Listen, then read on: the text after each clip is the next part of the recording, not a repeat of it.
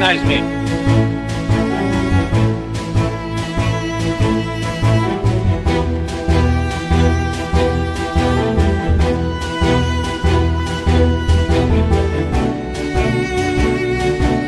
If you want to kill your emperor,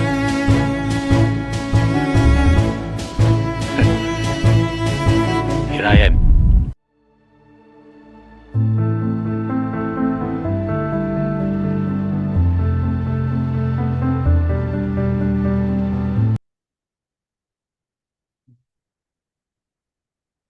Assalamualaikum warahmatullahi wabarakatuh.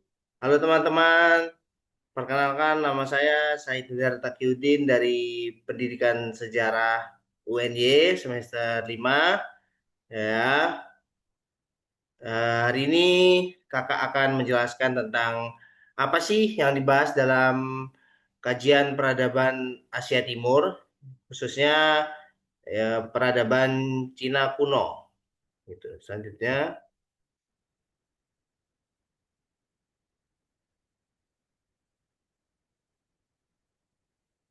ini ada gambar eh, landscape atau bangunan pada zaman dinasti-dinasti pada Cina kuno. Selanjutnya akan kami bahas topik yang pertama latar belakang, terus ada kondisi geografis dan lingkungan alam, kondisi sosial politik dan sistem kepercayaan dan hasil kebudayaan. Ini kakak akan sebentar saja, singkat saja, jadi kalian memiliki gambaran mengenai eh, tentang kajian peradaban Asia Timur gitu. Selanjutnya latar belakang. Cina termasuk salah satu negara yang mempunyai peradaban sejarah tertua dan paling tinggi di dunia. Peradaban Cina kuno tumbuh di lembah Sungai Kuning Huanghe dan Sungai Yangtze. Nama Cina tidak berasal dari orang-orang Cina, tetapi berasal dari luar atau barat. Cina berasal dari kata Qin, yaitu dinasti Qin, sedangkan orang Cina sendiri menyebut Cina dengan Tiongkok. Nama tersebut diturunkan dari kata Chungko, yang berarti negara tengah, negara yang menjadi pusatnya dunia atau pusat dari peradaban, begitu. Tentunya, nah ini kondisi geografis dan lingkungan alam. Peradaban besar di dunia ini tumbuh di sekitar sungai-sungai, begitu juga dengan peradaban Cina kuno. Di lembah sungai Huanghe, Sungai Kuning, ada Yellow River, dan Sungai Yangtze.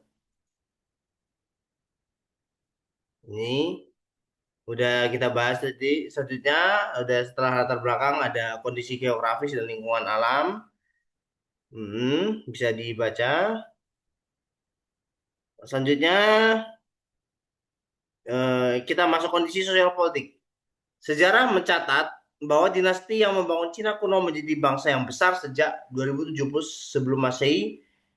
Kita akan memfokuskan pada dinasti Xia, Shang, Zhou, Qin, Han. Dalam pemerintahan masa Cina kuno terdapat dua macam pemerintahan, yaitu feodal dan unitaris. Begitu. Ini ada sebuah video bagaimana kita menghafal sebuah dinasti-dinasti yang ada di dalam Cina kuno. Itu coba kita lihat.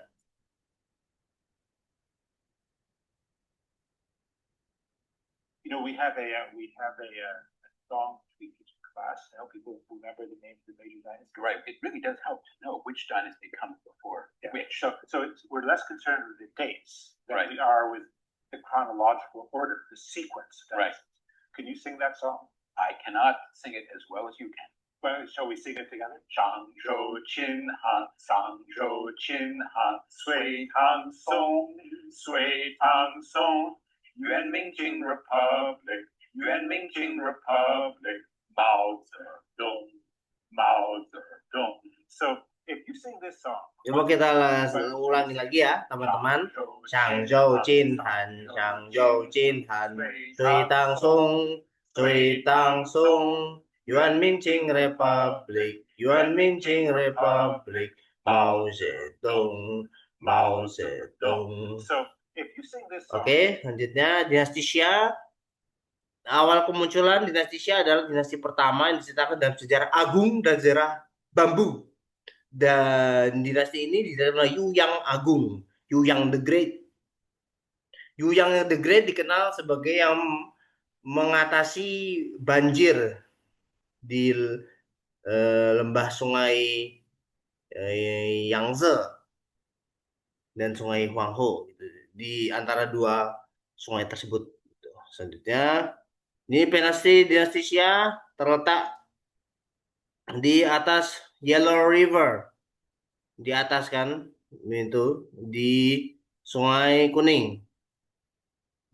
Yu Yang Agung. Selanjutnya dinasti Shang peradaban Cina tumbuh dan berkembang pada masa dinasti Shang. Sejarah tertulis Cina dimulai sejak dinasti Shang, ya. Yang terkenal ini yang perlu di garis bawahnya ada Oracle Bone, artefak Oracle Bone yaitu buat ramalan, tulang ramalan dan tulang belikat, yaitu tulang belikat sapi jantan dan tempurung kura-kura. Ya, selanjutnya ini pesta peta peta dinasti Shang.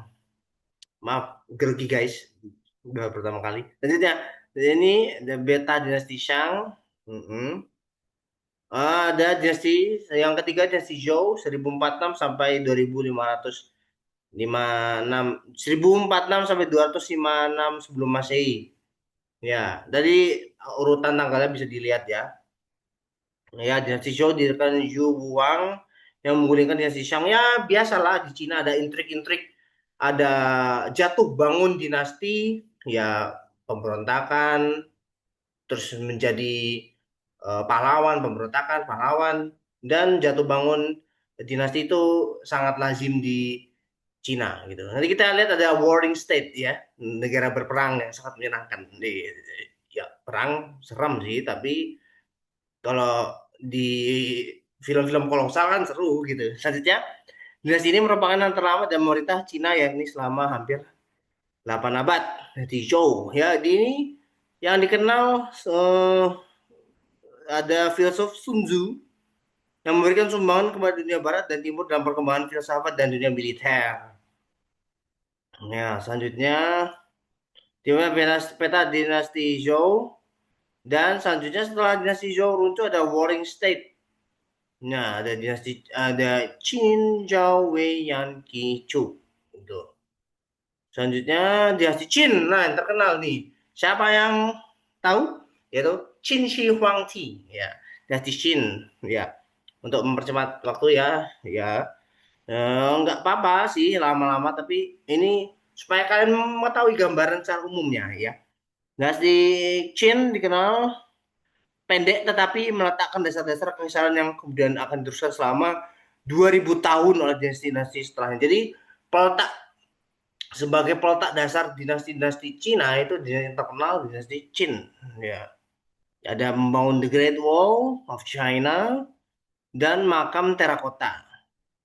Dinasti Qin melakukan standarisasi mata uang berat dan ukuran serta tulisan yang lebih baik. Masa keruntuhan sepeninggal Kaisar Qin Shi Huang tidak ada kaisar yang cakap untuk memimpin dinasti Qin. Hanya dinasti Qin runtuh setelah dia pemberontakan dan dipimpin oleh Liu Bang. Ini bisa dilihat nanti aja. Ada peta dinasti Qin, ada Kaisar Qin Shi Huang dan Tembok Besar Cina. Nah, selanjutnya dinasti Han. Nah, dinasti Han didirikan oleh Liu Bang. Nanti dibagi dua menjadi dinasti Han Barat dan Han Timur. Dinasti Han mencapai kemasan ketika diperintah oleh Kaisar Han Wuti yang terkenal dalam mengusir bangsa barbar.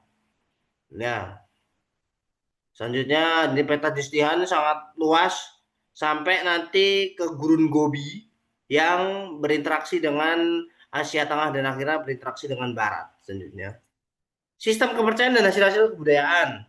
Ada Konfusius, ada Mencius, Taoisme. Ada juga Dewa Fengfa, penguasa angin, Liu Shi, penguasa angin topan, dan Shaishan, penguasa bukit suci. Mulai capek ya. Tenang, tenang. Selanjutnya, ada Taoisme. Ya, ini ada ajaran yang agar manusia menyerah pada nasib.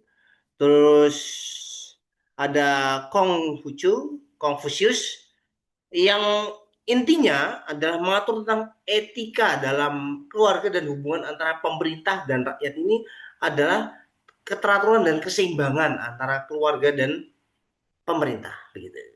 Nah, selanjutnya Mencius ini adalah Mengse, ada muridnya Confucius dan mengkritik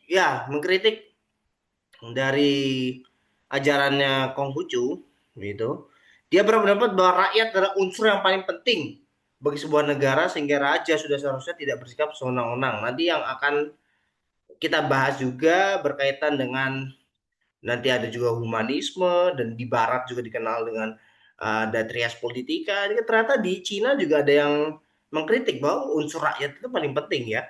Ya, ya. Ya. Lanjut, legalisme. Nah, legalisme. Legalisme itu termasuk adalah filsafat politik pragmatis yang tidak menjawab pertanyaan tingkat tinggi seperti alam dan tujuan kehidupan. Legalisme di sini memiliki pengertian filsafat politik yang mengedepankan aturan hukum dan ini sangat terkenal pada zaman dinasti Qin. Legalisme itu. Ya. Hasil-hasil kebudayaan dinasti Tang ini yang paling kita harus ingat-ingat. Dinasti Shang membentuk Departemen Sekretariat Urusan Negara dari Departemen Hukum Negara. Dinasti Zhou memperkenalkan konsep kepemimpinan mandat langit Qianming. Jadi saya mendapatkan mandat langit dari mandat langit suci. Jadi saya bisa menjadi emperor, kaisar gitu ya. Selanjutnya dinasti Qin merupakan sistem pemerintahan terpusat, absolut, desa pemerintahan struktur administrasi. Ya. Lanjut, hasil kebudayaan. Hasil kebudayaan, penemuan aksara Cina kuno pada dinasti Shang, maksudnya penggunaan kertas dan mesin cetak telah berkembang pada dinasti Han. Gitu ya, memperkenalkan kertas dan printing machine. Jadi sebelum Gutenberg, Johannes Gutenberg yang ada di Jerman, sudah ada mesin cetak yang ada di Cina gitu. Selanjutnya ada juga yang terkenal sudah di The Great Wall of China, dinasti Qin dan makam Qin Shi Huang dan Terracotta Army. Ya, terus juga ini banyak juga ya. Ya, ada logam, terus kain sutra ya.